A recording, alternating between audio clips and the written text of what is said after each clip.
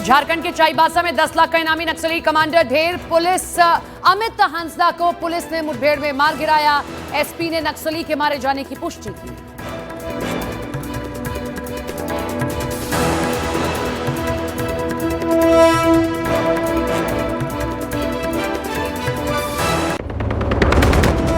MP के उज्जैन में शिप्रा नदी में कार गिरने से हादसा। शिप्रा थाना प्रभारी का शव मिला। लेडी कांस्टेबल और सब इंस्पेक्टर की तलाश है जारी। बिहार महागठबंधन में सीटों का बंटवारा 15 सितंबर तक होने के आसार। वीआईपी के अध्यक्ष मुकेश सहनी का बयान, कहा तेजस्वी की अगुवाई में लड़ा जाएगा चुनाव। डिप्टी सीएम के चेहरे पर नहीं है कोई विवाद। बाढ़ प्रभावित पंजाब का दौरा करेंगे पीएम मोदी। 9 सितंबर को पंजाब दौरे पर जाएंगे पीएम मोदी। पंजाब में आई है 4 दशकों की सबसे भीषण बाढ़।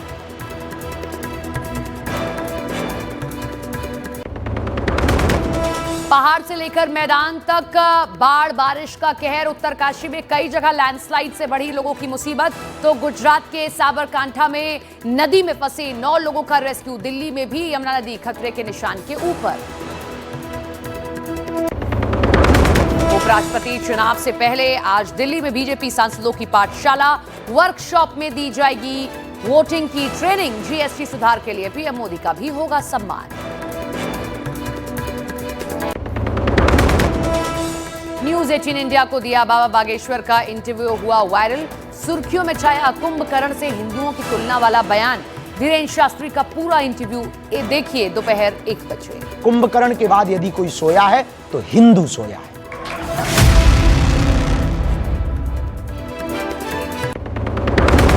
मुंबई में धूमधाम से लालबाग के राजा का विसर्जन। भक्तों ने गाजे बाजे के साथ दी गणपति बप्पा को विदाई। गिरगांव चौपाटी पर हुआ विसर्जन।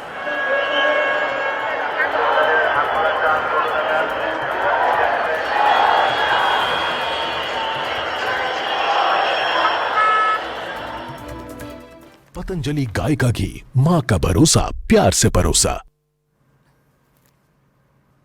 नमस्कार, दोपहर के 12 बज रहे हैं। आप देख रहे हैं न्यूज 18 इंडिया। सबसे पहले आपको दिखाते हैं दमदार 10 खबरें। उत्तरकाशी में बादल फटने से तबाही हुई है। नौगांव क्षेत्र में कई मकान मलबे में दबे। आधा दर्जन से ज्यादा घरों में भरा पानी। उत्तरकाशी के नौगांव में रेस्क्यू ऑपरेशन में जुटी एनडीआरएफ की टीम मलबे में फंसे लोगों को सुरक्षित जगह पहुंचाने की कोशिश है। पंजाब के सभी 23 जिलों में बाढ़ का कहर है। अब तक 46 लोगों की मौत। बाढ़ से पूरे पंजाब में करीब 4 लाख लोग प्रभावित। बाढ़ प्रभावित पंजाब का दौरा करेंगे पीएम मोदी। 9 सितंबर को पंजाब दौरे पर जाएंगे पीएम मोदी। पंजाब में आई है 4 दशकों की सबसे भीषण बाढ़। दिल्ली में बाढ़ का अलर्ट। मोनेस्ट्री मार्केट के पास रिहायशी इलाकों में घुसा यमुना नदी का पानी। रेस्क्यू टीम को अलर्ट किया गया। जम्मू कश्मीर में जोजिला दर्रे के पास कई जगह लैंडस्लाइड। सड़क पर मलबा गिरने की वजह से सोनमर्ग गुमरी मार्ग पर रोका गया ट्रैफिक। रास्ता खोलने में जुटा है प्रशासन। पटना के जक्कनपुर में बाइक सवार को बचाने के चक्कर में सड़क पर दूध से भरा टैंकर पलट गया। लोगों में दूध लूटने की होड़ मची। हाईवे पर काफी देर तक लगा रहा जाम। मध्य प्रदेश के रायसेन में महिला गिरोह और युवक के बीच हुई मारपीट। सोशल मीडिया पर वीडियो वायरल। जांच में जुटी पुलिस।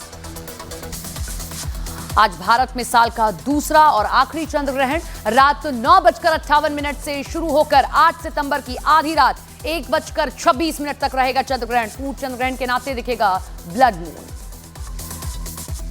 आज से दिल्ली में बीजेपी की 2 दिनों की कार्यशाला। जीएसटी सुधारों के लिए प्रधानमंत्री मोदी का होगा सम्मान। जेपी नड्डा ने सभी सांसदों को उपराष्ट्रपति चुनाव के लिए हो रही इस वर्कशॉप में रहने के निर्देश दिए। और बात बिहार की करते हैं, क्योंकि बिहार चुनाव के मुहाने पर खड़ा है। लेकिन अभी भी पार्टियां ये तय नहीं कर पा रही हैं कि आखिर किसको कितनी सीट दी जाए। महागठबंधन में 2 और पार्टियों की एंट्री हुई है। झारखंड मुक्ति मोर्चा और एलजेपी पारस भी महागठबंधन में। कल महागठबंधन की बैठक में यह फैसला हुआ।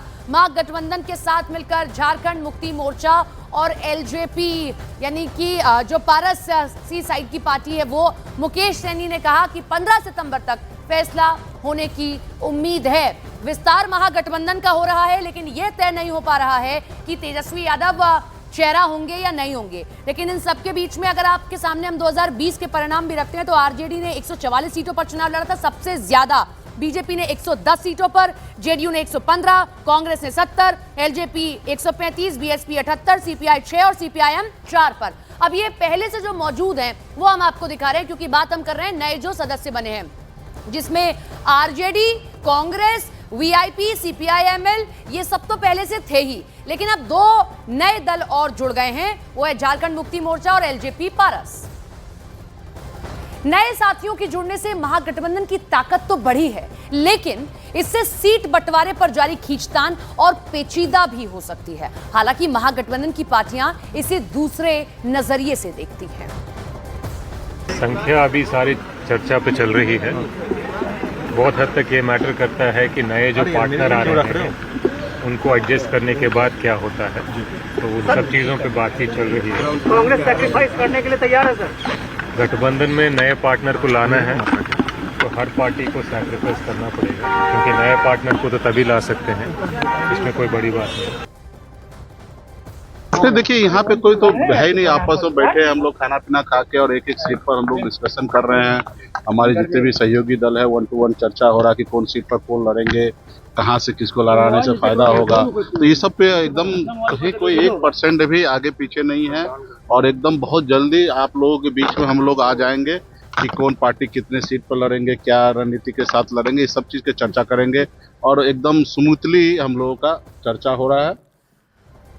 अब न्यूज 18 इंडिया के पास एक्सक्लूसिव जानकारी है कि फिलहाल महागठबंधन में 3 मुद्दों पर पेच फंसा है। कहां हम ग्राफिक्स कुछ आपको दिखाते हैं। जैसे आप देखिए, सीटों का बंटवारा सबसे बड़े गले की फांसी है। कौन किस सीट पर लड़ेगा, सीटों की संख्या, कौन कितनी सीटों पर लड़ेगा। अब तो 2 दल और जुड़ गए हैं, तो ये तो और ज्यादा पेचीदगी वाली बात हो गई है। सीएम का चेहरा, किसके चेहरे पर चुनाव लड़ा जाएगा, ये 3 बड़ी मुश्किलें हैं। 3 मुद्दों पर पेच फंसा हुआ है, तो ये हमारे पास एक्सक्लूसिव जानकारी है। सीटों का बंटवारा, अब तक ये तय नहीं हो पाया कि कौन किस सीट पर चुनाव लड़ेगा। दूसरा, सीटों की संख्या को लेकर कि किस पार्टी को कितनी सीटें मिलेंगी। और तीसरा सबसे अहम मुद्दा है सीएम का चेहरा, क्योंकि ये तय कर पाना मुश्किल हो रहा है कि चुनाव किसके चेहरे पर लड़ा जाएगा।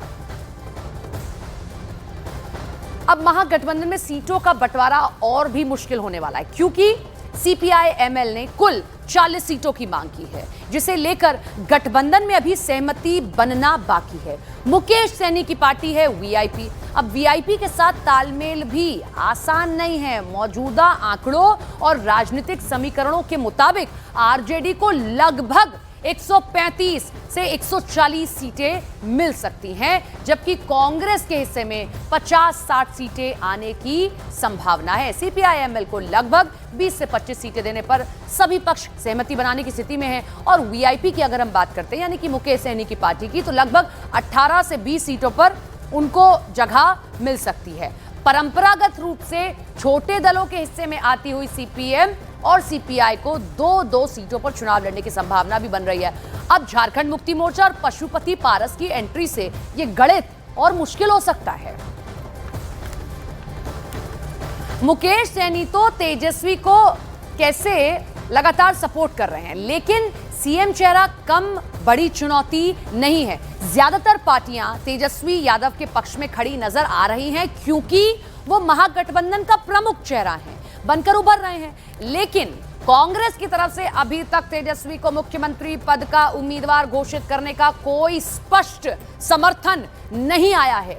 राहुल गांधी ने भी इस मसले पर कोई साफ जवाब नहीं दिया है, जिससे सस्पेंस बरकरार है। दूसरी तरफ तेजस्वी यादव ने भी इशारों में खुद को मुख्यमंत्री पद के लिए तैयार बताते हुए अपने रुख को स्पष्ट किया है। सरकार में नेतृत्व तेजस्वी जी के नेतृत्व में हम लोग को चुनाव लड़ना है। मुख्यमंत्री का कैंडिडेट तेजस्वी जी है। उसी तरीके से सरकार में सभी दल को कुछ ना कुछ सहयोग होगा, सरकार में हिस्सेदारी होगा। तो निश्चित तौर पे डिप्टी सीएम का नाम पे जो है वो समय रहते हुए आप लोगों के बीच में घोषणा हो जाएगा कि कौन होंगे। ठीक है, इसमें कोई ना डिप्टी सीएम ना सीट के लिए कोई विवाद नहीं है, और एकदम हैप्पी मूड में हम लोग हैं। और बहुत जल्दी 15 तारीख से पहले आप लोगों के बीच में। अभी भी आप उसी में फंसे हुए हैं। सीएम फेस कौन होगा, अभी भी आपको पता नहीं चला सीएम फेस कौन होगा। अभी भी आपको पता नहीं चला कि मतलब हम लोग का सीट का बंटवारा हो गया, मतलब अभी रुका हुआ है। मतलब हम आपको बताएं, मतलब आपको तो नहीं ना बता सकते हैं कि हम कितना सीट हमको मिल रहा है, कौन हमारा सीएम फेस होगा, ये हम आपको कहें बताएं?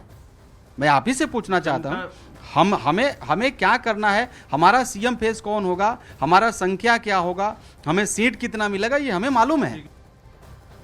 देखिए, आपके जहन में एक सवाल होगा कि सीटों को लेकर आखिर पेच क्या है। हम थोड़ा सा उसको ग्राफिक्स के जरिए आपको समझाने की कोशिश करते हैं। कांग्रेस की बात करते हैं। कांग्रेस इस बार बिहार चुनाव में मुश्किल सीटों से बचने की रणनीति अपना रही है। पार्टी खास तौर पर उन डेड सीटों को उठाने से बचना चाहती है जिन पर पिछले 5 दशक से ना तो कांग्रेस ने और ना ही उसके महागठबंधन साथी आरजेडी ने जीत दर्ज की है। क्योंकि अगर मैं आपको पहला भी आंकड़ा बताती हूं, 70 सीटों पर चुनाव लड़ा था, सिर्फ 19 पर जीत दर्ज की थी कांग्रेस ने। कांग्रेस का यह मानना है कि उसके हिस्से में ऐसे हारने वाले और कमजोर सीटें ज्यादा आती रही हैं जो चुनावी रण में बेशुमार चुनौती बन सकती है। इसीलिए पार्टी अब पूरी ताकत से जिताऊ सीटों पर फोकस कर रही है ताकि कम से कम सुरक्षित सीटें सुनिश्चित की जा सके। यह है कारण कि अभी तक तय नहीं हो पा रहा है।